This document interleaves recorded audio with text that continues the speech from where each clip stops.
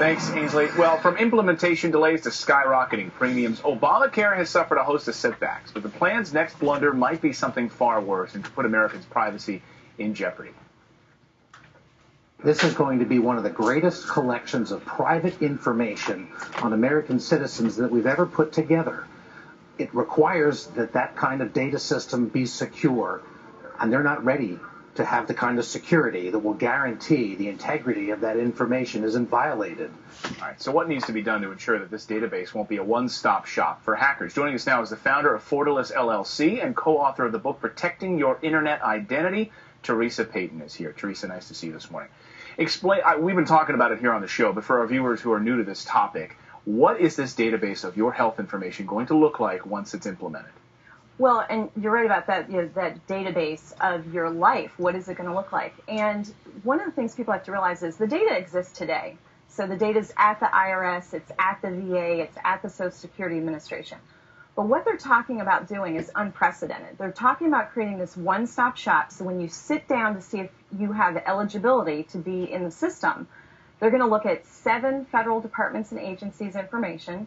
They're going to look at the state systems and determine your eligibility all in one place, one desktop, lightning speed fast. So your entire life moved from all of these different agencies, which may have not been secure as it stands now in one place, making it very easy for people to access. And I had been saying here on the show, and I think I brought this up last week, which is, yes, I'm concerned about our government. We know obviously what's going on with the NSA.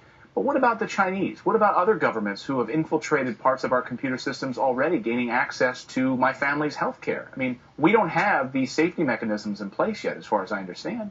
Well, and you're absolutely right. You mentioned maybe they're not safe today. I mean, no system is unhackable. Right. Every system can be penetrated.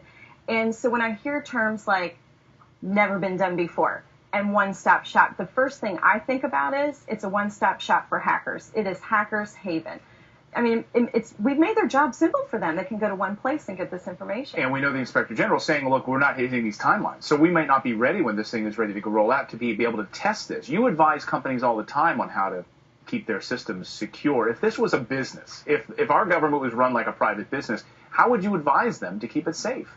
You know, we face this with companies all the time, and I faced it too as a CIO. And, you know, you have this situation where dates slip. That's not uncommon for dates to slip on a big system like this.